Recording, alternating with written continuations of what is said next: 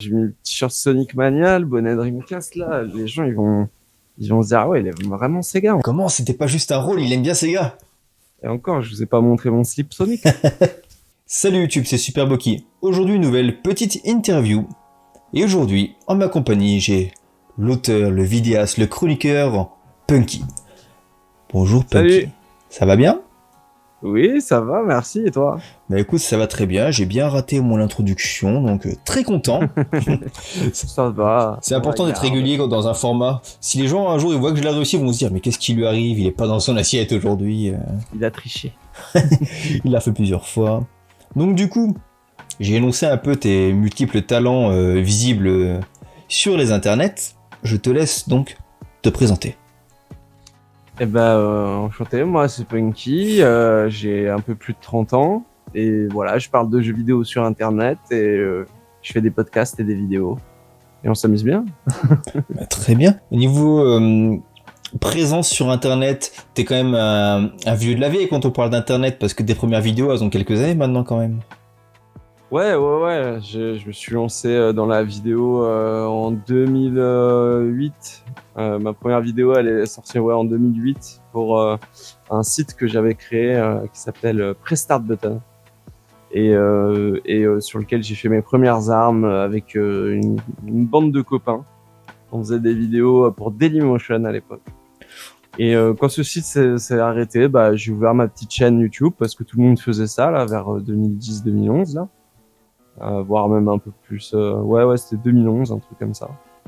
Et puis, quand j'ai commencé à faire ça, j'ai vu que ça me plaisait. De toute manière, moi, ma passion, c'est toujours été les jeux vidéo. J'ai toujours fait des vidéos pour parler de jeux vidéo, pour tester des jeux vidéo, pour faire l'histoire de vieux jeux vidéo, etc. C'est ce que j'ai continué à faire quand j'ai ouvert ma chaîne YouTube, et je pense que c'est ce que je fais encore un petit peu aujourd'hui. Cette idée de te mettre en avant pour parler du jeu vidéo, c'est venu de toi ou c'est plus des gens de ton entourage qui t'ont poussé à faire ça? La vidéo, je pense que c'est venu de. Alors moi, j'avais déjà fait de la vidéo avant Internet, donc je faisais des courts métrages, j'ai fait des trucs en stop motion avec des Lego, mais vraiment avec le caméscope à papa, quoi. Tu vois, vraiment quand j'étais plus jeune. Quand j'avais 11-12 ans, et on était fan de Scream avec des copains. Donc vraiment, on regardait des films d'horreur parce que c'était interdit. On était fan de Scream. Et du coup, on avait acheté un masque de Scream et on tournait des vidéos qui étaient censées être des slashers. Oh. Donc on tournait, à l'époque, c'était Scream 3 qui était sorti. Donc on tournait Scream 4, Scream 5, tu vois, Scream 6, Scream 7, tu vois, vraiment. Et en fait, il y avait même pas de scénario, c'était juste les scènes de meurtre, tu sais, les scènes. Parce que quand tu regardes un slasher de ce style, type années 80, années 90, t'as toujours les scènes de meurtre qui sont un peu au cœur du film. Ouais, bien sûr. D'ailleurs, c'est des scènes que les réalisateurs de slasher appellent eux-mêmes des gags. Un meurtre dans un slasher, ils appellent ça un gag. Et du coup, nous, on tournait ce genre de gag, c'est-à-dire par où allait arriver le tueur. Hop, il était caché dans la malle, et puis il sort avec un couteau en plastique bien voyant. Et voilà, on tournait ce genre de truc. Et puis, quand tu arrivais sur Internet, forcément, j'ai vu qu'on pouvait faire de la vidéo. J'avais déjà tâté un peu des logiciels de montage, justement, à l'époque. Il y a tout un tas de trucs qui font que je suis allé vers la vidéo naturellement. Et quand j'ai commencé vraiment, le but c'était de me filmer en train de jouer, ce que je faisais déjà à l'époque avec les mêmes personnes avec qui je tournais les slashers, c'est-à-dire des amis, des cousins, des machins. Déjà à l'époque sur Magnétoscope, on enregistrait nos parties GoldenEye 64 commentées. C'est-à-dire que on avait 2 magnétoscopes, on avait la console qu'on branchait sur un magnétoscope.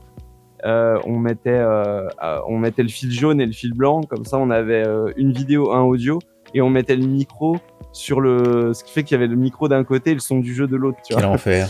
Mais sur une VHS enregistrée en mono, tu t'en fous, tu vois, parce que ça fait le mix. Du coup, on enregistrait tout en mono, on faisait des level 1 à la Marcus et tout.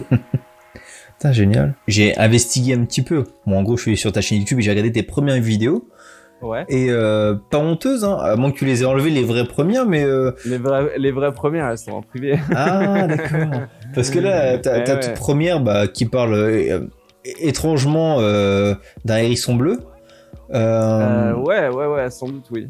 Ouais, bah, ouais, Ça, c'est fort probable. pas mal hein, au niveau déjà de. Je parle pas forcément de la qualité audio, mais au niveau du montage, du rythme et tout, c'est déjà quand même très correct. Hein. Ouais, bah j'avais. Si tu fais référence à une vidéo qui s'appelle L'effet hérisson, un truc Ouais, comme ça. ça s'appelle. Attends, parce que je l'ai noté. Hein. C'était jeu vidéo motion. Ah, jeux vidéo motion, ouais. Bah ça, tu vois, c'est vraiment c'est les débuts de ma chaîne YouTube. Mais avant ça, ça faisait déjà 3 ans et demi que je faisais de la vidéo pour Prestart de tête.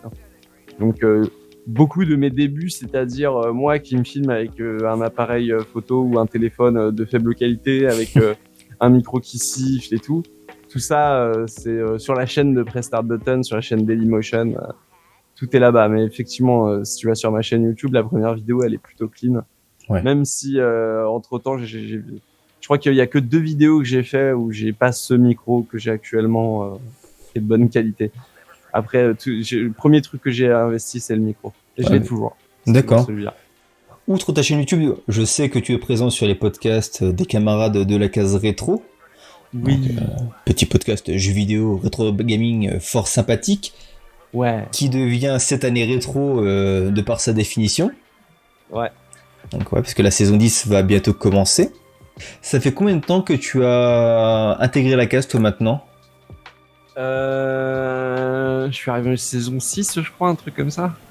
D'accord. Donc ça va faire 3-4 ans maintenant. Ouais. Même 4-5 ans maintenant. Ouais. Et c'est que tu as été honteusement démarché ou c'est toi qui t'es proposé avec ton petit CV, moi c'est Punky, je fais des vidéos En fait, à la base, j'étais auditeur très fidèle de la case depuis quasi la première année du lancement du podcast.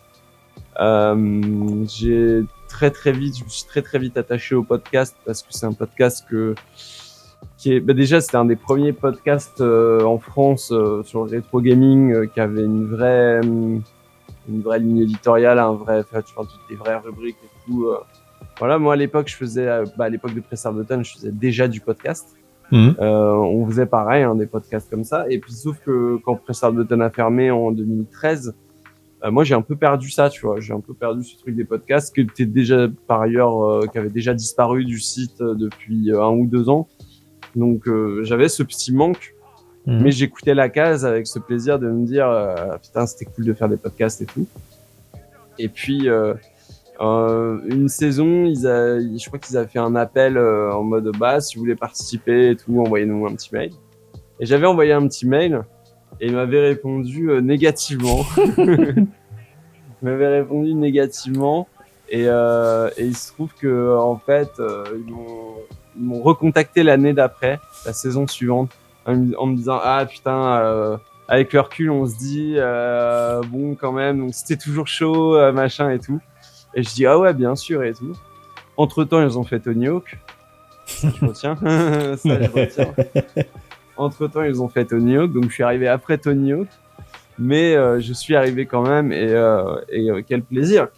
Moi je le dis toujours, la case rétro c'est vraiment mon petit plaisir quand je vais enregistrer avec eux et tout.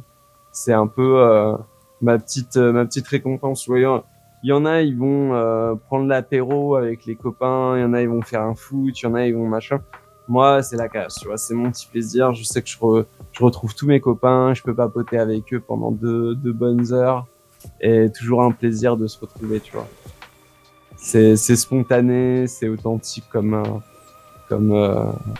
façon de faire les choses. Ouais. Et du coup, comment dire, tous les moments dans la case, tous les moments, les fous rires, les moments où on se vanne, les trucs comme ça, tout est ultra vrai, tu vois, parce que vraiment, même si on joue de temps en temps ensemble, même si des fois, on s'envoie des petits messages et tout, c'est vrai que discuter comme ça, on le fait pas trop, justement. Et je pense que c'est une des qualités du podcast, c'est que quand on se retrouve, on a toujours des tonnes de trucs à se dire quand on se retrouve pour enregistrer. Donc, ce qui fait que c'est des conversations qui sont bavardes et qui vont à l'essentiel, qui sont authentiques, qui sont drôles. Il y a que moi, j'adore la case pour ça. J'adorais l'écouter à la base pour ça. et je suis ravi d'en faire partie pour ça. Ouais, je suis un peu d'accord avec toi dans le sens où ça fait vraiment bande de copains qui se retrouvent pour parler jeux vidéo. Sauf que ces bandes de copains, mais qui sait de quoi ils parlent, tu vois, c'est pas juste discussion de comptoir, c'est un peu plus au-dessus de ça parce qu'il y a quand même, comme tu me dis, une ligne éditoriale qui fait que voilà, c'est pertinent et que bah t'as envie d'écouter les prochains et même écouter parfois des épisodes sur des jeux que tu ne connais pas ou c'est pas forcément ta tasse de thé. Ouais, c'est ça. Je le dis, je le dis comme ça parce que je saurais pas vous vanter autre chose que ça sur la case pour ceux qui nous écoutent. Mais si vous avez jamais écouté, allez écouter. Vous avez même des épisodes où je suis pas. Hein, franchement, vous allez voir que c'est réel, quoi. Il y a un vrai truc qui se passe. Et je pense que c'est pour ça que ce podcast il dure, tu vois. C'est qu'il y a un vrai petit truc qui se passe. Sans absolument aucune transition, allons-y. Nous allons aller sur le petit Punky, le Punky Tumino qui n'était ni chevelu ni barbu, et savoir comment est-ce qu'il a découvert le jeu vidéo. Il n'y a pas si longtemps. Hein. Comment est-ce qu'il a découvert le jeu vidéo? C'est ma maman qui m'a fait découvrir le jeu vidéo. D'accord. Ouais, ma maman elle joue aux jeux vidéo parce que j'ai une maman qui est assez jeune, enfin qui était assez jeune quand je suis né. Ouais. Elle m'a eu à 18 ans, je crois, ou quelque chose comme ça. Donc moi j'ai vécu avec une maman jeune des années 80 qui m'a donné toute sa culture des années 80, y compris le boom du jeu vidéo. Et moi, si tu veux, l'année où je suis né, il y a une Master System qui est arrivée à la maison, quoi. Et qui dit Master System, dit Alex Kidd, dit Sonic, et dit forcément, moi, quand j'ai entre mes 1 et mes 4 ans, je l'ai vu, la Master System, et le but final, c'était au final que je me retrouve avec la manette dans les mains, quoi. Je voyais ma mère jouer, et je la lâchais pas d'une seconde, à mon avis, pour jouer au truc. Le premier souvenir de jeu vidéo que j'ai, c'est... j'en ai deux, c'est ma maman qui joue à Alex Kidd ou qui joue à des Wonder Boy et qui me demande d'aller appuyer sur pause sur la Master System puisque le bouton pause est sur la console, sur cette console-là. Ouais. Donc pour pas se lever, et moi qui veux absolument participer à l'expérience de jeu, elle me dit mets-toi à côté de la console et puis quand j'ai besoin d'appuyer sur pause, je te dis et t'appuies. Et alors moi la grande responsabilité dès qu'il fallait appuyer sur pause, tu peux être sûr que j'appuyais sur le bouton avec le panache, le plus de panache et de skill possible. C'est mon job. Ouais, exactement. C'était vraiment la mission, quoi. Et au final, voilà. Et mon deuxième souvenir, c'est ma maman qui me donne 10 francs pour jouer au flipper ou à la borne d'arcade dans le café ou à l'endroit où elle bossait. Et en fait, c'est pratique parce qu'elle pouvait finir sa journée de travail après que moi j'ai quitté l'école. Mais elle me disait juste, voilà, t'as 10 francs, faut que ça te dure. Voilà, tu prends tes 10 francs et il faut que ça te dure et il faut que voilà. Et à chaque fois, je perdais au bout de 5 minutes et je revenais lui taxer de la thune. Et elle me disait, non, 10 francs par jour, c'est tout. Point. Et du coup, c'est là où j'aurais dû apprendre à être bon aux jeux vidéo, et c'est là où j'ai pas du tout appris à être bon aux jeux vidéo. Je suis toujours aussi nul. Mais du coup, j'ai appris à pirater et à faire des cheat codes et à faire tous les trucs des losers, tu vois. Donc voilà, Punky n'est pas un joueur très aguerri et plein de skills sur les jeux. Ah non, vraiment, je suis pas très très bon aux jeux vidéo, moi. Je le dis toujours. Je suis de l'école Marcus, tu vois. Vraiment, il faut m'expliquer lentement. Mais après, je pense que pour faire de bonnes vidéos et de bonnes analyses sur le jeu vidéo, je pense pas qu'il faille être un très bon joueur dans le sens où si t'es un très bon joueur, t'arriveras forcément à faire face à la difficulté et pas te rendre compte de certains points de level design compliqués ou autres. Que si t'es un peu ça a tout... toujours été, oui. C'est un truc. En plus, il y a une empathie qui est différente aussi quand t'es mauvais au jeu vidéo, quand tu testes un jeu vidéo, parce que si tu dis si moi je galère là, alors que quand même, ça fait des années que je joue, je suis pas un joueur skillé, mais j'ai quand même une culture du jeu vidéo qui devrait me dire bon là tu bloques pas là quand même, là c'est idiot, tu peux passer et tout. Et généralement quand il y a des trucs comme ça, je me dis bon si même moi j'y arrive pas, c'est que vraiment la personne qui a joué à 2 jeux vidéo dans sa vie et qui voudrait tester ça, elle va se retrouver comme une poule devant un iPad, ça sert à rien. Vaut mieux. Mais ouais, du coup, je préfère être nul aux jeux vidéo. Je suis content de pas m'améliorer pour ça. Je pense que t'as vachement raison là-dessus. Merci pour ce premier souvenir jeu vidéo. On va faire du coup un bond dans le futur, c'est-à-dire notre présent. Et du coup, je vais auto-répondre à la première question et est-ce que tu joues toujours? Oui, tu joues toujours. Oui. Et est-ce que tu aurais un jeu du moment, un jeu en ce moment qui soit récent, soit pas récent, qu'en ce moment tu travailles pas mal? Alors, entre les streams, la chaîne YouTube, tout ça, On va dire pour toi, pour ton plaisir à toi. pour mon plaisir à moi, en ce moment, pour mon plaisir à moi, un de mes grands jeux de la décennie, on va dire, c'est un jeu que je joue depuis 2013 quotidiennement. C'est GTA Online. Voilà, tout bête, hein. Ouais, mais tout bête, mais efficace quoi. Ouais, j'ai GTA Online, j'ai eu mon expérience dessus qui est réellement proche de celle d'un MMORPG, tu vois. Tu sais, les gens qui te racontent, j'ai rencontré ma femme sur un MMO, mon meilleur ami, je l'ai rencontré dans une guilde de WoW, machin. Bah moi, tu vois, c'est un peu pareil. Je me suis mis à GTA Online en 2013 au lancement du truc. C'est vraiment un truc que j'attendais parce que déjà j'avais des excellents souvenirs de GTA 4 en multi et des barres de rire que c'était. Mais à la base, j'y allais vraiment pour le fun. Et en fait, au fur et à mesure, le jeu, il a tellement grossi et c'est tellement devenu un MMO que je m'y suis vraiment pris à fond à base de vraiment farmer dans le jeu, tu vois, farmer dans le jeu pour avoir des véhicules que je voulais, des améliorations que je voulais, etc. Et surtout, j'ai rencontré des amis. J'ai vraiment rencontré des amis. Quand on est passé sur PS4, par l'intermédiaire d'un copain que j'embrasse qui s'appelle Ace Modet, j'ai rencontré tout un tas de gens avec qui j'ai joué pendant des mois tous les soirs à GTA. Et ça a fini où on s'est rencontrés, on s'est tous vus autour d'un barbecue, c'est-à-dire tous les gens avec qui on jouait, c'était une bonne dizaine, quoi. Tous autour d'un barbecue, tous à faire la fête ensemble et à se rappeler les bons souvenirs en jeu. Et je joue toujours aujourd'hui quotidiennement à GTA Online, même si je joue plus. Maintenant, ces gens-là, ils ont tous un petit peu arrêté, ou ils jouent moins, donc je joue toujours un peu tout seul. Mais je rencontre toujours des gens sur GTA. J'ai réussi à me remettre quelques copains sur GTA aussi, donc de temps en temps j'ai des copains qui viennent me voir à Los Santos, tu vois.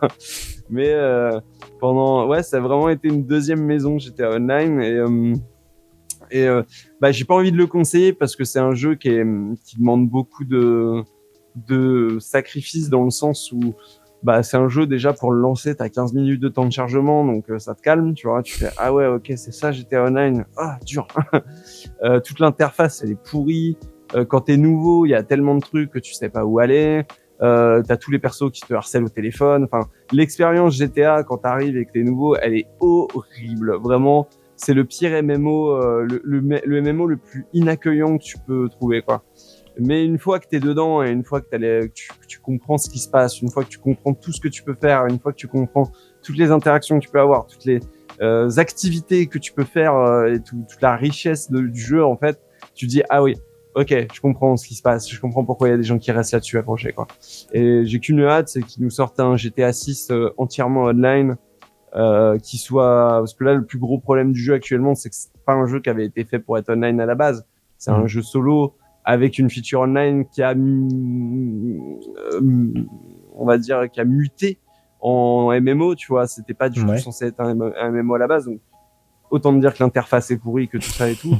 Mais par contre, quand ils vont sortir un GTA 6 et qu'ils savent maintenant toute la thune qu'ils peuvent se faire avec leur MMO, je pense que ça va être plus intéressant, même pour des joueurs un peu plus casual ou qui auraient pas envie de s'investir autant, quoi. Et du coup, tu parles de Rockstar, tu parles du online. Le online de Red Dead Redemption 2, t'as essayé ou pas du tout? Pas du tout, parce que j'aime pas les westerns, donc j'ai pas fait Red Dead, j'ai pas joué à Red Dead. J'ai vu qu'il y avait un online qui était à peu près, qui était très similaire en fait à celui de GTA 5, avec quelques trucs en plus et quelques trucs un peu plus intéressants. Mais honnêtement, l'univers m'intéresse pas du tout. Eh bien écoute Punky, on a vu un peu la jeunesse de bébé Punky dans le monde du jeu vidéo et son actualité JV. On va maintenant s'orienter vers ta Madeleine de Proust, la console, le jeu, quelque chose qui aurait pu marquer ta vie de joueur. Je te laisse la parole.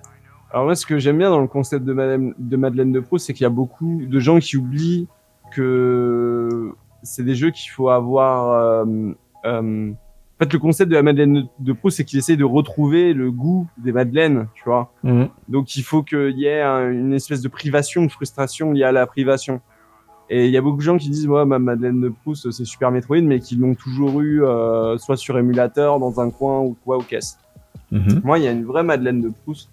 C'est Sonic Adventure, qui est passé très longtemps dans mon statut de jeu vidéo préféré, même si maintenant ça change un peu. Puis la liste des jeux vidéo préférés, elle change tous les ans. En vrai. Mais là, il y a vraiment ce côté Madeleine de Proust parce que je l'ai eu sur Dreamcast avec ma Dreamcast. J'ai adoré ce jeu, vraiment. J'étais déjà fan de Sonic avant, donc autant dire que le passage de Sonic à la 3D, ça m'a vraiment twisté le crâne. Hein. J'étais vraiment trop content. Tout le petit la Dreamcast et tout. Vraiment une période de mon enfance que je chéris, enfin mon début d'adolescence que je chéris. Et en fait, j'avais un truc, c'est qu'avec mon cousin, on se prêtait les consoles et les jeux. C'est-à-dire, mon cousin, il m'avait prêté sa N64 avec tous ses jeux, et je lui avais prêté ma Dreamcast avec tous ses jeux. Avec tous mes jeux. Et du coup, ça nous permettait, on s'apprêtait pendant 6 mois, tu vois, ça nous permettait de faire la ludothèque d'une console qu'on n'avait pas. On adorait faire ça, on avait fait ça avec des consoles avant, sur la génération d'avant, enfin, c'était vraiment un truc qu'on faisait souvent. Sauf que là, quand il m'a rendu ma Dreamcast, il m'a rendu mes jeux et tout. Puis au bout de quelques jours, forcément, je veux relancer Sonic Adventure. Et puis je vois l'état du CD, quoi. Et je dis, ok, donc sympa, toi t'as joué à un jeu et puis tu me l'as bien rayé, quoi. Et le jeu passait plus dans la console. Et vraiment dégoûté, quoi. Dégoûté. Et il a fallu, vu que c'était un jeu qui coûtait quand même assez cher, Sonic Adventure, j'ai pas eu forcément l'occasion de le racheter. Et puis on avait essayé de le graver sur la fin de la console où on gravait tous les jeux. Et puis ça passait pas, j'avais pas les musiques, ou alors le jeu il se lançait pas et tout, j'avais que des galères. Et en vrai, il a fallu attendre d'abord la GameCube avec le Director's Cut, ce qui était très déceptif pour moi parce qu'il était trop différent, ils avaient changé trop de trucs, ils avaient changé les modèles des persos, l'éclairage, enfin ils avaient vraiment changé le jeu, je le reconnaissais plus mon jeu. Et en fait, c'est des années plus tard, quand je me suis racheté une Dreamcast et que je me suis racheté un Sonic Adventure, que j'ai pu retester le Sonic Adventure, celui qui avait vraiment la texture, la couleur, le goût de celui de mon enfance, tu vois. Avec la bonne manette, avec tout, tu vois. Et là, Madeleine de Proust. Ouais. Et quand tu y as rejoué, quand tu as enfin pu y regoûter, est-ce que la Madeleine a toujours la même saveur ou elle sentait un peu vieux? Tu vois la séquence dans Ratatouille à la fin où t'as le critique qui goûte le plat de Rémi et qui revient en enfance. C'est un gros zoom arrière avec où il se retrouve à la table de sa grand-mère en train de manger. Mais je me suis retrouvé dans le même état, tu vois. J'étais vraiment assis devant ma télé de ma chambre de quand j'étais gosse. Je me suis retrouvé dans le même état. Ça m'a fait tellement plaisir. Et ça, c'était en 2009 ou 2010. Que j'ai retrouvé, donc assez tardivement. Ah oui, t'as quand même eu quelques années, ouais, parce que je vais dire, Sonic Adventure, c'est quoi? C'est 2000, 99-2000? Ouais, c'est ça, et je l'avais fait à sa sortie, mais comme je t'ai dit, entre-temps, j'avais pu pallier un petit peu avec les ressorties qu'il y avait eu sur GameCube et tout, mais c'était pas la même chose, tu vois, c'est la Madeleine, tu vois, il y a que quand j'y ai rejoué, avec les bons modèles 3D, les bons effets de lumière, tout ça, que... Vraiment, j'ai eu ce feeling et j'ai ressenti le côté, oui, c'est ça une Madeleine de Proust. C'est quand vraiment, comme c'était la fin de Ratatouille, ça m'a vraiment transporté, quoi. Et maintenant, je l'ai le jeu, je l'ai même fait signer par le producteur et tout. Monsieur. C'est vraiment un jeu c'est un jeu que je chéris, tu vois, vraiment que je garde en très haute estime. C'est un des meilleurs passages à la 3D pour moi avec Mario 64. Je pense que c'est deux très bons passages à la 3D et j'aime moins sa suite, mais voilà, c'est la Madeleine, tu vois, vraiment. Et pour le coup, je peux te dire à quelle version de Sonic Adventure tu joues parce que il suffit que je me mette devant et je sais si c'est les bons modèles 3D, je sais si c'est la bonne lumière, si les bons bugs sont aux bons endroits. D'accord, écoute, je pense que tu as parfaitement répondu à ce qu'était ta Madeleine de Proust. Après, je suis un peu étonné que ça soit un Sonic, je dois te l'avouer. Je me suis dit, qu'est-ce que ça pourrait bien être? Non, mais c'est la privation, c'est la frustration de... Et je crois que ça m'a rendu encore plus fan de Sonic, hein, sans te mentir. D'accord. Bah, ça peut, hein. D'y repenser pendant des années comme ça, vraiment, j'y repensais. Hein. Je me disais, putain, vraiment, faut que je retrouve une Dreamcast, faut que je me retrouve Sonic Adventure, faut que je le refasse là, parce que c'est pas possible. J'en ai marre de cette version GameCube, j'en ai marre de ces versions PC toutes buggées là. Vraiment, il me fallait le. Et puis sous émulateur, ça passait mal et tout à l'époque. Ah, c'était pas pareil, quoi. Ouais, c'était pas pareil. Et tu te fais encore des runs de temps en temps ou maintenant Ouais, bien sûr. Après, le jeu, je le connais par cœur, donc on va dire, bon, il y a 6 histoires dans le jeu, 7 plus avec Super Sonic. On va dire que l'histoire de Sonic, je la finis en 20 minutes, et que le reste, je peux le boucler en une petite heure, donc c'est vraiment un jeu que je peux finir en 1h30, 2 heures. Ouais, tu peux te faire une run complète en une fois, quoi. Ouais, pas de problème. En zappant les cinématiques, ça va très vite. D'accord. Eh bien écoute, Punky, on va maintenant passer sur l'instant très sérieux de cette petite interview, avec un concept fort. Sérieux. On en a parlé un peu en off, donc pour être pertinent sur YouTube, pour avoir un concept fort, et moi c'est un concept de question-réponse, où je pose une question et où tu dois faire, oh surprise, une réponse. Eh ben, de manière concise, bien entendu. Original comme concept. Ouais, je me vends tellement bien, je pense que là, je vais percer dans le YouTube game, t'imagines même pas. Ah, poser un brevet, on sait jamais. On va se faire plagier. Punky, à tes yeux. Oui. Laquelle est ta meilleure vidéo sur ta chaîne? Oh, la vache. Attends, je vais juste me remettre devant les yeux. Alors, qu'est-ce qu'il fait lui déjà comme vidéo? Non, mais parce qu'en fait, sur ma chaîne là actuellement, il y a un truc genre 200 vidéos, tu vois. Donc, par exemple, par rapport au nombre de vues, mais tu vois la vidéo, toi qui te rend le plus fier, tu vois, celle. Franchement, je dirais la Bible des tips et l'Action Replay, vraiment. Ah ouais, assez récent du coup, c'était. À mes vidéos récentes, j'en suis super fier. Vraiment, je suis trop content. Parce que j'ai réussi à atteindre un niveau que j'ai toujours voulu atteindre en fait. Bah en termes de prod, c'est vrai que ça commence à être. Ah ouais. C'est compliqué de faire mieux, je pense, en tant que personne indépendante, parce que je sais pas si on peut en parler, mais tes vidéos, tu fais ta prod seul ou t'es aidé? Je suis tout seul, je suis 100% tout seul. De temps en temps, pour certaines vidéos, j'ai eu de l'aide par le passé, mais là, pour mon format actuel, je suis tout seul. Et j'arrive à faire des trucs que je regarde sur le YouTube américain. Moi, je m'en cache pas, hein, je m'inspire des YouTubers que je regarde. Et moi, je regarde des Cad Icarus, je regarde des Stop Skeletons from Fighting, Minimi, Framerater, enfin plein de trucs comme ça. Comment il s'appelle Nitrorad, enfin toute cette vague là de Scott the Woz. Tu vois, Scott the Woz, c'est que des vidéastes anglais que j'adore et qui ont ce format d'être tout seul et de parler de trucs un peu insolites dans le jeu vidéo, de faire des tests de jeux que personne ne teste, tu vois. Et je suis content et je suis vraiment fier de ce format parce que je me dis, putain, j'ai réussi à ramener ce truc en France, tu vois. Et en plus à mettre ma patte dessus, tu vois, vraiment à mettre la patte que j'avais déjà dans mes vidéos d'avant, ce qui fait que le mix des deux, tu vois, le concept qui marche super bien, que j'adore faire en plus, parce que ça me passionne de parler de jeux que personne ne parle. Ce truc-là, j'ai réussi à le ramener un petit peu en France à ma façon, et du coup, je suis super fier. Donc, ouais, la Bible des tips, c'est l'Action Replay, parce que je pense que c'est le haut du panier de ce que j'ai fait là-dedans, quoi. D'accord. Donc là, c'était la partie facile de cette première question. Et du coup, si je t'ai demandé la vidéo que tu trouves la meilleure à tes yeux, je suis obligé de demander, désolé Punky, laquelle est la pire pour toi? La pire vidéo si tu veux, on peut dire moins exceptionnelle, parce que on va dire que toutes tes vidéos sont exceptionnelles. Laquelle elle l'est le moins? Honnêtement, je pense que si j'en ai honte, elle est plus en ligne. Parce que je fais quand même attention. Ouais. Mais non, c'est peut-être, on va dire, pas qui me plaise le moins, mais que j'aurais fait autrement aujourd'hui, c'est mon top 6 de Spider-Man. Ouais.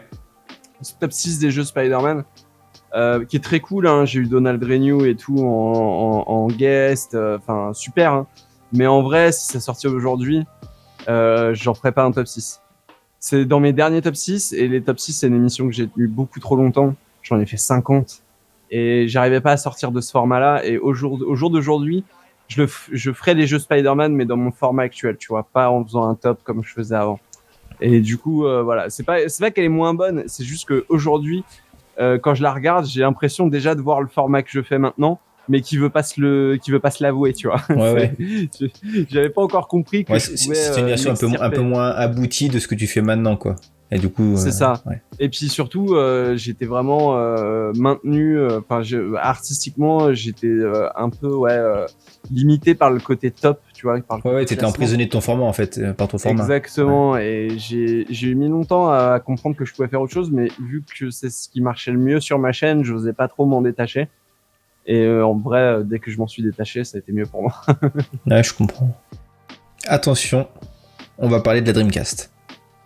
Ah, j'ai mis mon bonnet. Ouh. J'ai mon bonnet Dreamcast. La Dreamcast, on est d'accord tous les deux pour dire quand même qu'elle a une aura de dingue. Ouais. Mais à l'époque, elle a quand même plus ou moins bidé dans le sens où par rapport au mastodonte que pouvait être Sony, c'était un peu compliqué. Du coup, ça c'est un peu des choses qu'on dites et redites.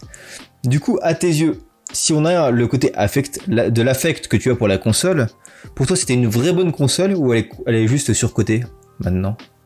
Non, c'est une vraie bonne console. La console, si tu parles de la console, c'est une Ouais. vraie bonne console. La ludothèque, c'est un autre délire. La ludothèque, c'est compliqué. Il y a des très, vraiment, elle a des très bons jeux. Mais si elle avait eu 2 ans de vie supplémentaire, tu peux être sûr que elle en aurait eu encore quelques-uns. Si les éditeurs tiers lui avaient fait confiance, elle en aurait eu plus. En fait, c'est une console qui est blessée, tu vois. C'est une console qui est presque amputée, tu vois. Vraiment, cette console-là, ouais, tu vois, l'intro du Soldat Ryan, tu vois. C'est une console où tout aurait pu mieux se passer. Ouais. Elle aurait pu finir sur ses 2 jambes et rentrer chez elle avec les honneurs. Et elle est arrivée, elle s'est pris le débarquement, tu vois. Vraiment, elle a tout pris dans la tronche et elle a pas pu aller jusqu'au bout, tu vois. Elle a fait toute la plage, elle est arrivée jusqu'au bunker, elle s'est pris une balle dans le pied et voilà, c'est fini. Ouais. Un peu plus que dans le pied du coup, parce qu'après Sony, Sega on les a pas revus sur le marché. Mais, maintenant ils font quand même des jeux et puis Ah oui. c'est honorable ce qu'ils font maintenant. Je trouve que le fait que ces gars soient encore vivants, c'est un petit miracle. Ouais, par contre c'est vrai. Mais ouais, c'est clair que effectivement, ça lui a mis un gros coup dans la tronche. Alors je dirais pas qu'elle est surcotée, mais je dirais que effectivement, il faut la voir comme une console qui a pas eu une vie complète. Ouais. Non, je suis d'accord avec toi. En fait, quand je te disais ça, c'est dans le sens où souvent il y a des gens qui font « Ouah, la Dreamcast, c'était vraiment génial comme console ». Tu sais, ils disent ça maintenant, mais à l'époque où il y avait la Dreamcast, c'était les premiers fifous à aller sur la PlayStation parce que PlayStation, ils ont line-up, machin et tout. Et la Dreamcast, non mais arrête avec ta console, machin. Ouais, non, mais ça, c'est rigolo. Ça, c'est un truc vraiment à l'époque. Tu savais la Dreamcast, les gens ils venaient chez toi, ils disaient la quoi? Vraiment, ils disaient, tu disais, bah, tu vas voir, il y a 4 ports manettes, on peut jouer à 4. Et ils fermaient leur gueule, tu vois, généralement. Tu te dis, non, mais viens jouer, on peut jouer à 4, c'est bon, t'inquiète. Et là, les gens, ils ont les souvenirs de la N64, de Mario Party tout de suite. Et les gens, ils se calment et ils font, ok, on va tester. Mais c'est vrai que, à l'époque, on n'était pas beaucoup à la voir. Et maintenant, c'est bizarre, tout le monde a eu cette console. C'est ça. Genre, si t'écoutes les gens qui disent que la Dreamcast, l'époque de la Dreamcast était formidable, mais la Dreamcast, elle a 2 fois plus de ventes et en vrai, elle est pas morte. Hein. Bah oui. Mais bon, en fait, je pense qu'il y a eu un phénomène de mimétisme aussi. Des premiers gens, en fait, parce que les fans de la Dreamcast ont toujours été très verbeux à son sujet. Ils ont toujours été, mais comme tu sais, c'est comme les artistes qui meurent trop jeunes, tu vois. Ouais. Il y a beaucoup de gens qui vont me dire non, mais elle est surcotée. Et puis Kurt Cobain, au final, tout le monde a écouté le Nevermind à sa sortie, tu vois. Ouais, bah ouais. Vraiment, ou In Utero à sa sortie, si t'écoutes les gens. Alors que en vrai, bah non, ça s'est pas vraiment passé comme ça. Mais les gens deviennent tellement des icônes et pareil pour certaines consoles qu'il y a une espèce de mimétisme qui se crée où tu te dis bon, si je suis pas dans la vie un peu générale de tout le monde, voilà, il faut que je sache quelque chose. Et le peu de choses qu'on sait sur la Dreamcast, c'est que c'est une console qui était bien, mais qui s'est pas assez vendue et qui est morte trop tôt. Donc évidemment, les gens répètent ça. Concernant la PS2, concernant PlayStation, j'ai pas eu de PlayStation avant, j'ai pas eu de PlayStation 2 après. Ma première console PlayStation, c'est une PSP. Voilà, et c'était pour trahir Nintendo. C'était juste pour trahir Nintendo, pas pour trahir Sega. Sega, je me serais jamais permis. Du coup, voilà, j'étais là à Dreamcast, même si je fais partie de ceux qui ont aidé à la tuer aussi, parce que sur la fin. As-tu piraté? Sur la fin, je gravais du CD. Mais en même temps, t'avais le CD Utopia et tu faisais des trucs pas bien. Bien sûr, j'avais le CD Utopia. En fait, j'avais mon beau-père. Il avait un collègue de travail à lui qui venait d'acheter une PlayStation 2 et qui lui a refilé toute sa pochette de jeux gravés Dreamcast. C'est même pas moi qui les gravais, c'est-à-dire que non, mais du coup c'est différent. Une pochette de jeux gravés. Voilà. Tu vois. On te l'a imposé, t'as pas eu le choix, d'accord, ok. Oui, mais j'ai pu acheter le jeu derrière. Enfin si, j'ai quand même acheté Shenmue derrière. Et ça c'est classe. Et tiens, une petite digression, Shenmue. Aujourd'hui, pour toi, c'est un vrai bon jeu ou c'est un jeu où on s'emmerde? Ou les deux? C'est un très bon brouillon de ce que peut être un jeu riche. Ouais. Je pense qu'il y a... en fait, j'ai arrêté d'aimer Shenmue le jour où j'ai fait les Yakuza. Ah oui, bah oui. Parce que à chaque coin de rue de cette ville de Yakuza, à chaque coin de rue, je me disais « Ah mais c'est Shenmue mais en mieux !» Ah mais c'est Shenmue mais en mieux !» Et je les ai fait sur PS2, dis-toi, il y a quelques années, je les ai découverts genre il y a 2 ans, tu vois, sur PS2. J'ai fait vraiment les versions de base, tu vois. Je suis pas allé avec les remakes. Et vraiment, à chaque fois, je me disais, mais c'est fou. Ils ont réussi à faire Shenmue, mais en mieux. Ouais. Tu revendiques sur ton YouTube que t'es quand même un vidéaste indépendant qui n'est pas forcément un adepte des OPSP. En témoigne ton adresse email de contact sur YouTube qui ni pub ni OPSP @gmail.com. En plus, ouais, je suis anti-pub. Ouais, le jour où j'ai voulu te contacter, je me suis dit je vais faire ça de manière carrée et tout, je vais regarder son contact et je vois ça, je fais ah mais le mec c'est un gros troll en fait. Est-ce que ça dissuade un peu ou les gens quand même forcent un peu parfois? Je reçois quand même des propositions d'OP Red Shadow Legend, des NordVPN à tour de bras. Et ben du coup ça fait une parfaite transition vers ma question. Ouais. Punky, ne penses-tu pas que ça irait super bien un petit poster métallique avec un hérisson bleu derrière toi sur ton mur? Un poster métallique. Je vois la ref.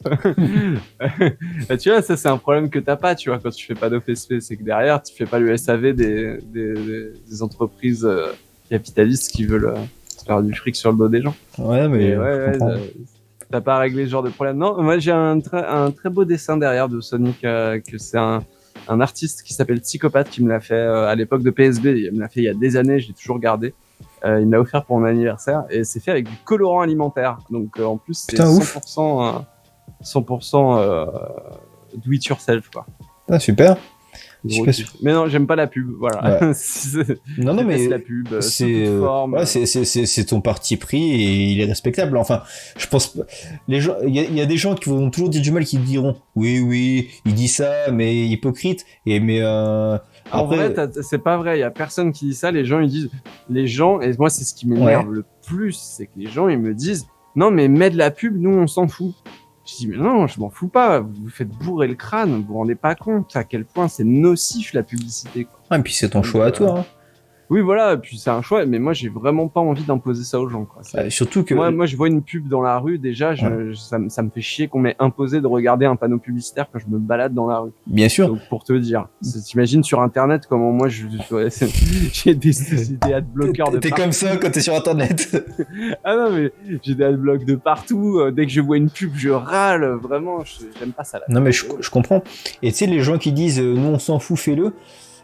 Peut-être qu'il y en a qui pensent qu'ils ne sont pas influencés par la pub dans le sens où ils reconnaissent que c'est de la pub, mais inconsciemment on est tous des putains de pigeons, quoi. C'est ouf, ça a été prouvé qu'en plus que même si t'es au courant que c'est une pub et même si tu es conscient que tu peux pas te faire atteindre, ça influe quand même, ça active quand même des triggers dans ton cerveau qui, quand tu vas te retrouver dans le rayon de supermarché, va faire que t'as l'œil qui va tourner, tu vois, vers le produit en question, où t'as le, tu vois. Enfin, ça crée des réflexes en fait. C'est vraiment c'est horrible, hein.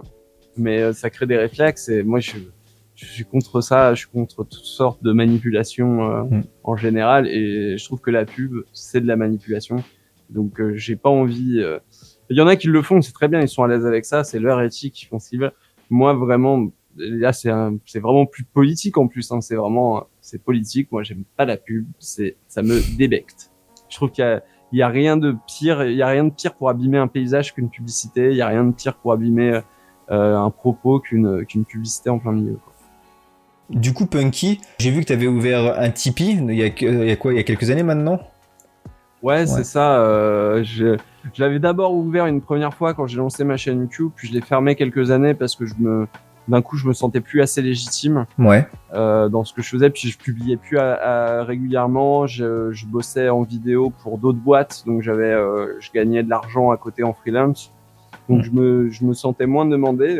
Du moment où en fait j'en ai plus besoin, je le ferme. Mais quand j'en ai besoin pour produire les vidéos, j'utilise Tipeee, et du coup le but à terme, c'est d'avoir une chaîne 100% autoproduite et de pouvoir carrément enlever les pubs, les pubs que YouTube met, en fait, c'est-à-dire publier ailleurs que sur YouTube, pour ne pas avoir à dépendre à moitié de la monétisation.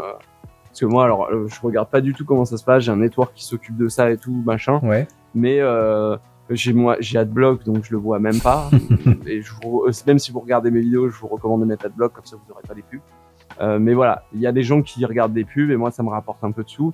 Plus il y a Tipeee à côté, et avec les deux, j'arrive à peu près produire les vidéos.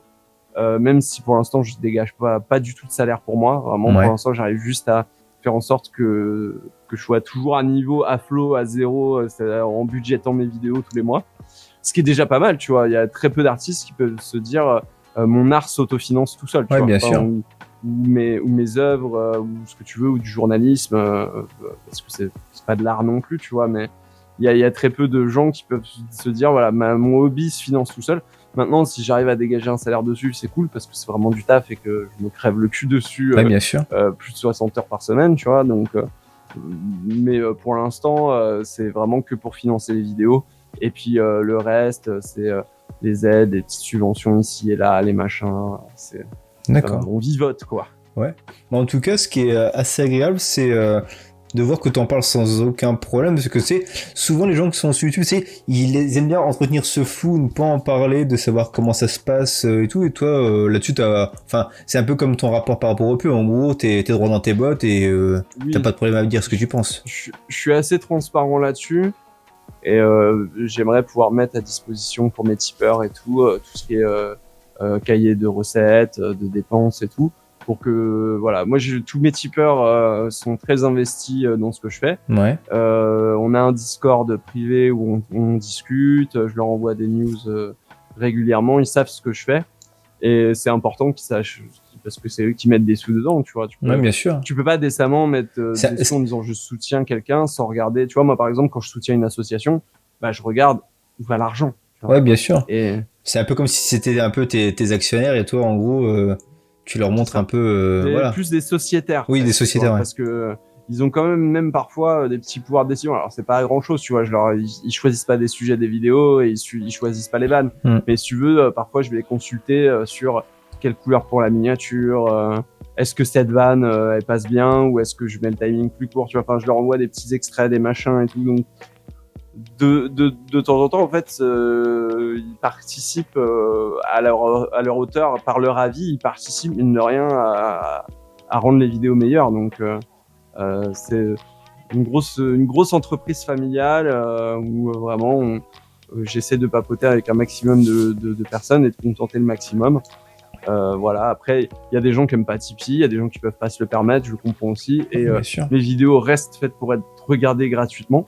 Pour la majorité d'entre elles. Il y en a quelques-unes qui sont disponibles uniquement pour mes tipeurs parce qu'il leur faut quand même des remerciements. Ouais, bien entendu. Et quelle meilleure contrepartie que d'avoir une vidéo un peu juste pour toi que tu peux profiter, tu vois. Donc ça, je trouve ça cool.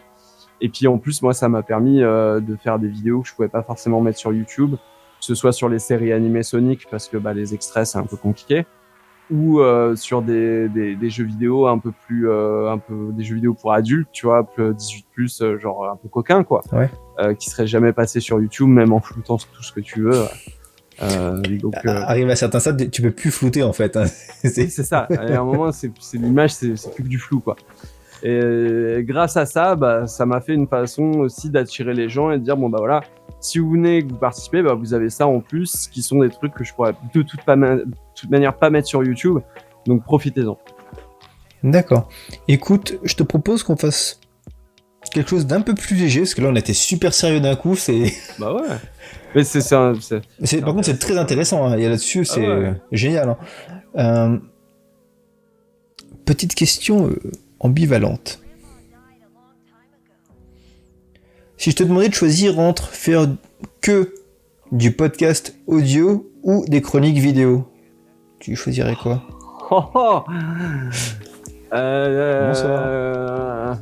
S'il y avait aucune considération en termes d'avenir et pécunier, ce que tu veux, tu vois, de me préparer à peut-être essayer d'en vivre. Ouais. Je choisirais le podcast parce que comme tu l'as remarqué, j'ai des lunettes noires, etc. J'aime pas trop enfin, c'est pas que j'aime pas trop apparaître à l'image, mais moi, je suis plutôt timide.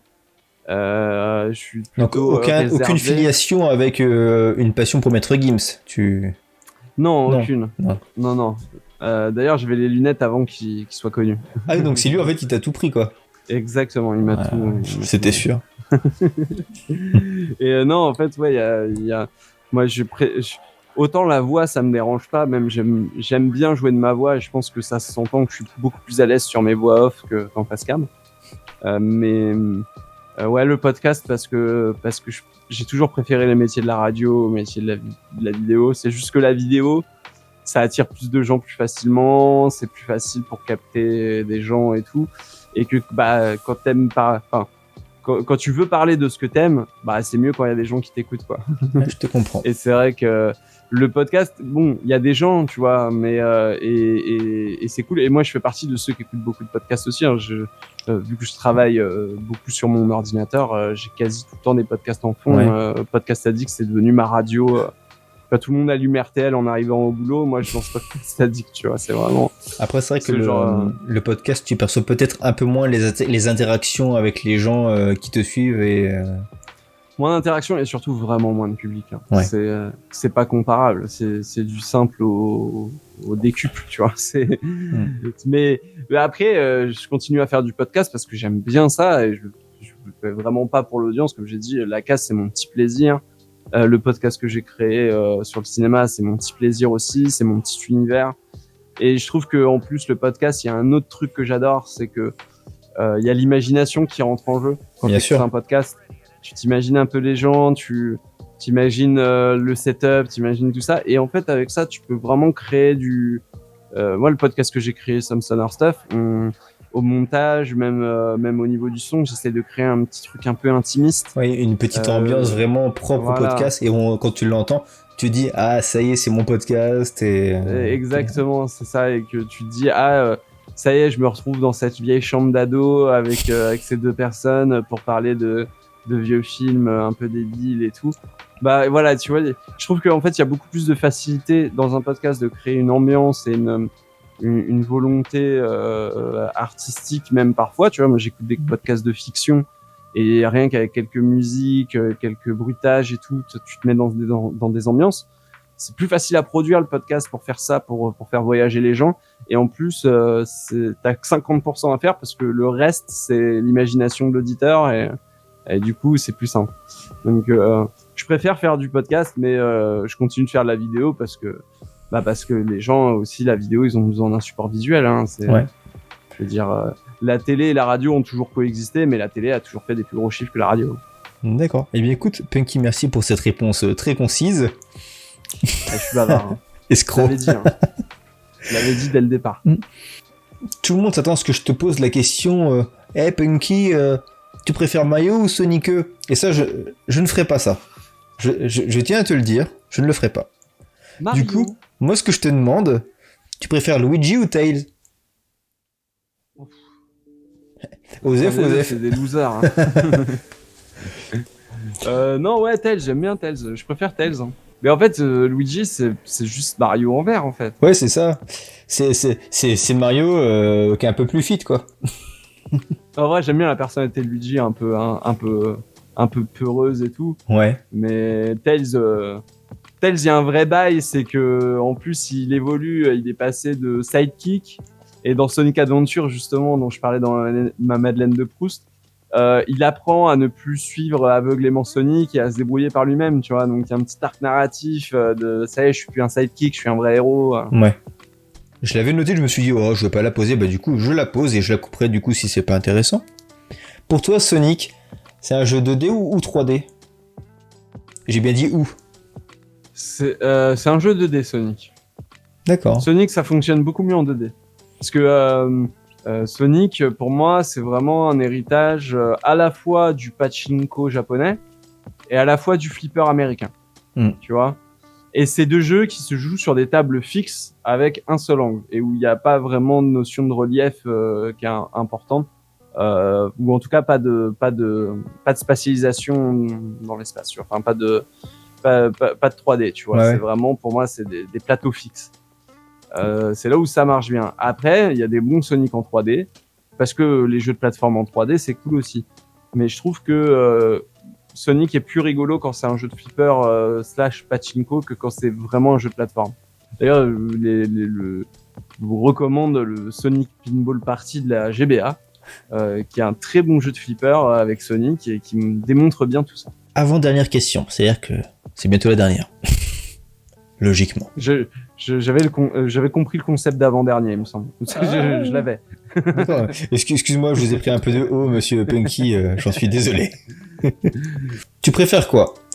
Qu'une vidéo sur un sujet un peu osef fasse 300 000 vues genre en 2 jours, ou une vidéo qui te passionne avec un sujet qui te plaît, où t'es content de la prod, mais au final ne fasse que genre 15 ou 20 000 vues? Bah, la réponse, elle est simple. Je ne sors que des vidéos dont je suis très fier de la preuve. Je sors pas de vidéos OSEF. Tu regarderas sur ma chaîne, il n'y a pas de vidéos OSEF. Ouais. Il n'y a pas de vlog de moi qui parle, qui pousse des coups de gueule. Il n'y a pas de. Alors quand je dis OSEF, c'est peut-être moi qui fais un abus de langage dans le sens où pour moi, genre, est-ce que les vidéos sur les jeux desquels tu parles, c'est des jeux qui t'intéressent, qui te plaisent, ou parfois tu te dis, je vais faire une vidéo sur ce jeu, sur cette franchise, parce que tu penses que ça peut plaire à ton audience? Non, il y a forcément un aspect qui m'intéresse. Ah d'accord. Tu vois, même quand je fais Call of Duty DS, ça m'intéresse. Ok. Tu vois, vraiment, Call of Duty, parce que derrière, il y a des histoires de studio que j'aime bien. Tu vois, je trouve toujours un truc, et en plus, j'espère que ça se sent dans les vidéos, c'est que je me raccroche toujours à un truc que je connais, que j'aime bien, dont je tire. Enfin, tu vois, toutes mes vidéos, elles ont un angle qui est propre à toi, quoi. Oui, mais c'est surtout qui est dû à mon désir de base de devenir journaliste quand j'étais plus jeune, tu vois. Toutes les vidéos sont anglais, c'est-à-dire il y a vraiment un angle, et tu peux prendre le même sujet. Mais du coup, est-ce que, excuse-moi, je te coupe, mais du coup, est-ce qu'elles sont aussi en français? Elles sont anglais, français. Oui. Ah, qu'est-ce qu'on rigole sur cette interview, c'est incroyable. Non mais si tu veux, par exemple, là, la dernière vidéo que j'ai sortie, c'est passé un truc magique. C'est que j'ai fait une vidéo sur les jeux dans les boîtes de céréales. Vidéo incroyable d'ailleurs. Merci, c'est gentil. Et il y a un autre vidéaste qui a sorti une vidéo sur le même sujet au même moment. Du coup, on s'est concerté, on s'est envoyé les vidéos et on s'est rendu compte qu'elles étaient très complémentaires et que ni dans la mienne ni dans la sienne, il y avait des choses que l'autre abordait en fait. C'est-à-dire qu'on a fait deux vidéos complètement différentes, alors en passant par des ponts qui sont communs, bien sûr, mais pour parler sur des angles différents. Lui, il a plus parlé d'AOL, moi je me suis concentré vraiment sur les jeux qui ont été créés pour l'occasion. Et ce qui fait qu'on a pu partager les deux vidéos en même temps, les synchroniser au niveau de la sortie, comme si on avait collaboré, tu vois. Ouais, alors c'était pas du tout prévu à la base, mais ça montre bien que il y a des vidéastes jeux vidéo, sans donner de nom, que ce soit anglais, français, enfin vraiment ça vise personne, mais il y a des vidéastes jeux vidéo qui sont quand même interchangeables. Ou s'ils font tous les deux une vidéo sur des Mario annulés, tu sais que ça va être à peu près la même vidéo, tu vois, parce que il y a pas vrai, ça manque d'un angle, ça manque d'un angle d'attaque, tu vois, de quelque chose à dire, de quelque chose, d'une leçon à tirer de ce que tu racontes, tu vois. Et moi, j'essaie toujours de mettre à la fin de ma vidéo une leçon maintenant, enfin, en tout cas, même dans les top 6, je faisais ça, il y avait toujours une petite leçon à tirer de tout ce qu'on avait vu. Et je pense que, en vrai, même, tu sais quoi, Call of Duty DS, c'est ma vidéo la plus vue. Et les gens qui vraiment pourraient penser que je suis là en mode ah, il doit être deg d'avoir fait 400 000 vues avec Call of Duty et qu'il fasse des vidéos sur Sonic et que ça fasse moins. Et en vrai, non, je suis trop content d'avoir fait 400 000 avec Call of Duty DS, de ouf. Je pouvais pas rêver mieux parce Ouais, bien que sûr. ça légitimise mon propos. Ça veut dire que parler de Call of Duty DS, ça intéresse des gens. Donc c'est que c'était intéressant d'en parler et qu'il y avait quelque chose à dire dessus. Tu vois, s'il y a 400 000 personnes qui ont cliqué dessus, c'est qu'il y a 400 000 personnes qui au moins ont entendu parler de ce jeu, ont eu la curiosité de se demander à quoi ça ressemblait, etc. Donc au final, c'est là où je dis il n'y a pas vraiment de vidéo OSEF. Le sujet peut paraître voilà un peu en dessous ou un peu à côté. Mais c'est toujours quelque chose qui t'intéresse. En vrai, c'est toujours quelque chose qui m'intéresse. Call of Duty, j'ai parlé de N-Space, qui est le studio qui a fait Geist sur GameCube, qui est un jeu que j'adore. Voilà, c'est toujours même les Need for Speed. J'adore les jeux de bagnole. Je déteste les voitures dans la vraie vie. Je déteste la pollution. Je déteste les voitures en général. Mais tu me mets un jeu de voiture et je fonds. Et les Need for Speed, c'était très bien pour ça, parce que quand tu parles de Need for Speed sur GBA, bah t'as les jeux de voiture les plus casse-gueule qui puissent être, tu vois. Donc ça te donne de la matière à critiquer. C'est trop cool. Moi j'adore. Donc pour répondre à ta question, bah c'est pas encore arrivé. Très bien. Donc c'est une question qui n'a pas lieu d'être. J'étais pas fier. Et voilà, je fais une petite digression une nouvelle fois. Donc c'est moi qui m'auto-arnaque sur la longueur de cette interview. Ce que je trouve bien sur ta chaîne, c'est pas pour te lancer des fleurs ou quoi, hein, c'est que tu vas pas suivre une mouvance de l'actualité pour soit ramener du monde, soit faire des vues ou quoi. En gros, tu parles de sujets qui t'intéressent. Tu vas pas faire la 200e vidéo d'unboxing de la PS5. Tu vas pas te dire Cyberpunk 2077, tout ça, parce que c'est le moment ou quoi. Coup de gueule sur Cyberpunk. Non mais tu vois. Ouais, non mais je vois. Mais c'est pareil. Il y a beaucoup de gens qui s'attendaient à ce que je fasse une vidéo pour pousser un coup de gueule sur la PlayStation Mini là, ou classique, ou je sais pas quoi, quand c'est sorti. Alors qu'en fait, j'en avais absolument rien à foutre.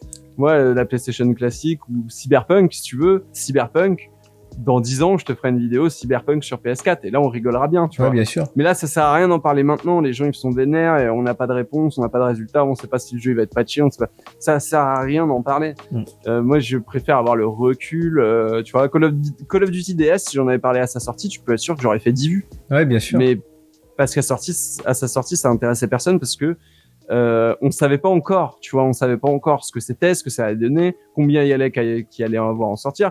Maintenant, on a les chiffres de vente de ces jeux-là et on sait que c'est des jeux qui se sont bien vendus. Donc, sans choisir mon sujet en fonction de si ça va plaire aux gens, je peux quand même avoir un indice grâce aux ventes du jeu, grâce un peu à la nostalgie et tout, de me dire bon bah voilà, si je fais une vidéo sur Call of Duty DS, il y a possiblement voilà, il s'est vendu à tant d'exemplaires dans le monde. Donc à peu près tant en France, et donc ça veut dire qu'il y a tant de personnes qui ont joué, et quand tu vois des chiffres de Call of Duty DS, tu te dis ah oui, ça fait beaucoup de personnes, donc c'est intéressant d'en parler 10 ans après pour leur dire les mecs, vous avez joué à ça, c'est pas la honte, c'était pas si mal, etc. Ou au moins pour vérifier qu'ils se sont pas fait arnaquer, quoi. Bien sûr.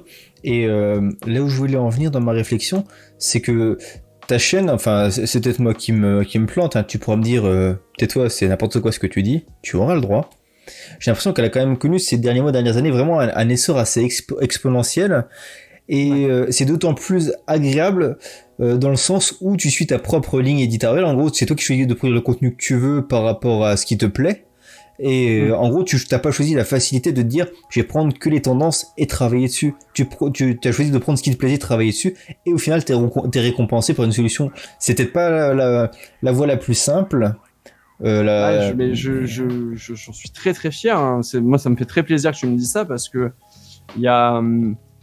ça fait plus de 10 ans que je fais de la vidéo sur internet, donc moi j'ai vu YouTube exploser. Quand j'ai commencé, il y avait que des vidéastes qui faisaient des petits tests vidéo et tout, tu vois, Bi300, tous ces mecs là et tout. On était peu, franchement en France on était moins d'une centaine, je pense, et on était très peu. Et je me suis toujours dit, même surtout au moment où il y a eu l'explosion de Cyprien, Norman, Squeezie, tout ça, où YouTube est devenu très très mainstream, je me suis dit c'est hors de question que j'arrive à faire ce genre de score en me fourvoyant et pourtant j'aurais pu le faire parce que j'en ai vu passer. Je sais, si tu veux, si je veux monter à une chaîne putaclic à côté pour faire juste des vues et gagner de la thune, c'est totalement faisable. Je sais comment faire. C'est super facile. Hein. Franchement, tout Punky le monde peut faire, Lifestyle. Alors aujourd'hui, tout le monde. Le pire, c'est que beaucoup de ces vidéastes sont interchangeables. Vraiment, il y en a énormément qui sont interchangeables. on Pas les tous, embrasse. hein, attention. Hein. Il y a beaucoup de vidéastes qui font la bonne qualité sur YouTube. Hein. Je dis pas le contraire.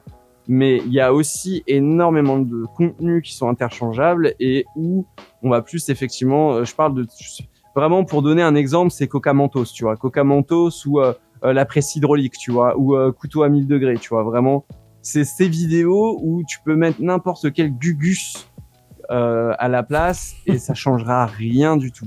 Parce que ça nécessite pas une connaissance approfondie du sujet, ça nécessite rien à part savoir réagir à quelque chose, tu vois. Et ça, tout le monde sait réagir.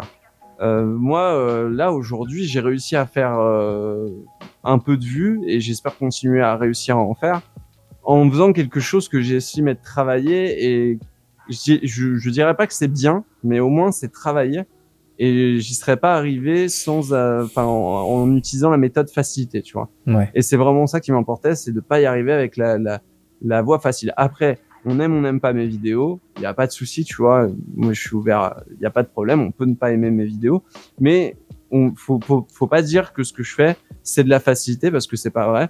Même si Call of Duty, c'est un sujet qui attire les foules, et que la vidéo, elle est attirante, tester 5 Call of Duty sur DS, faire les captures, faire tout le truc, et surtout, le comparer à d'autres FPS sur DS et tout, ça demande un bagage culturel jeu vidéo, ça demande vraiment un petit peu de bouteille, quoi, tu vois. Donc, je pense qu'il y a une valeur ajoutée et je pense que c'est pas la facilité. Donc, merci de le souligner. J'en suis très fier et vraiment, je dis à tous les vidéastes, à tous les gens qui veulent se lancer dans la vidéo, vous n'êtes pas obligé de faire du putaclic. Vous pouvez adopter les codes de YouTube, mais adopter les codes ne veut pas dire faire de la merde, quoi. Ça veut pas dire juste réagir à des trucs et faire ce que tout le monde fait et espérer d'avoir un tout petit peu plus de charisme que les 300 autres, tu vois.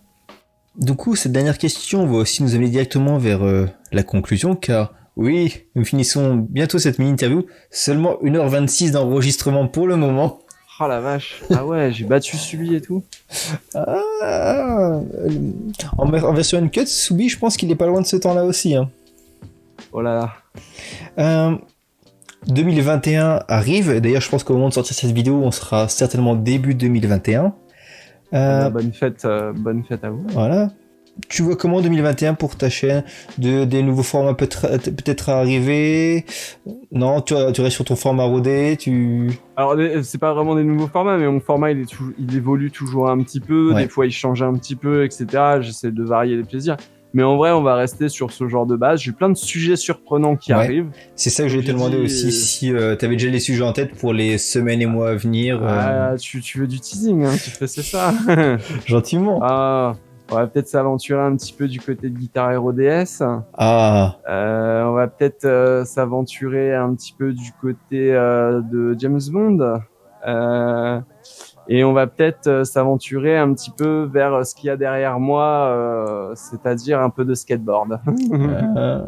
D'accord. Bah écoute, Punky, je crois qu'on a fini avec les questions. Donc je te remercie pour tes réponses très rapides, hein, qui vont être un vrai plaisir à monter. Écoute, avec plaisir, j'espère que ce sera pas trop relou. Non, mais de toute façon, c'était vraiment un plaisir de parler avec toi.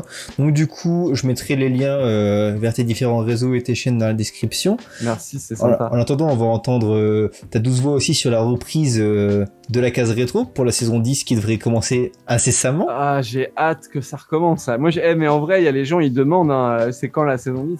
Mais on a tout aussi hâte que vous que ça recommence. Hein. C'est juste qu'avec les circonstances covidiennes, c'est toujours un peu compliqué pour tout le monde. Tout le monde a ses propres problèmes à côté et tout. Bien entendu, ouais.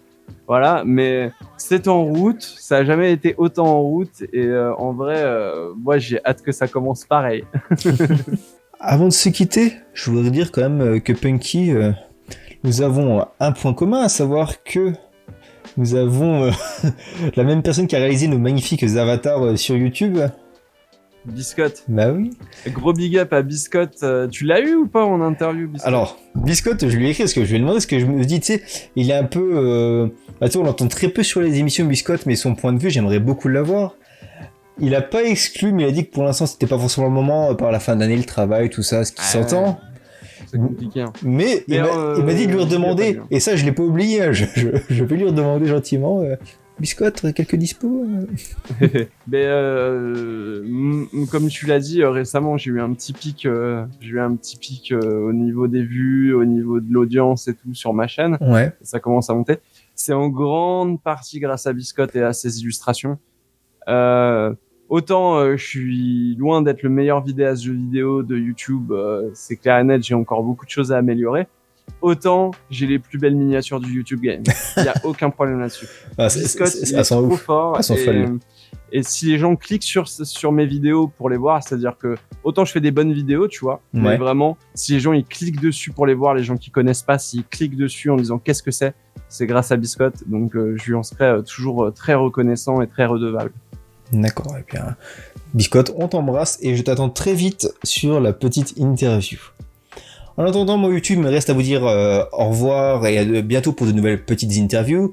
Pense bien entendu à mettre le pouce bleu, le partage et l'abonnement, ça me fera plaisir. N'hésite pas à voir les vidéos de Punky sur sa chaîne. Je vous dis donc à très bientôt. Salut YouTube, salut Punky. Bisous.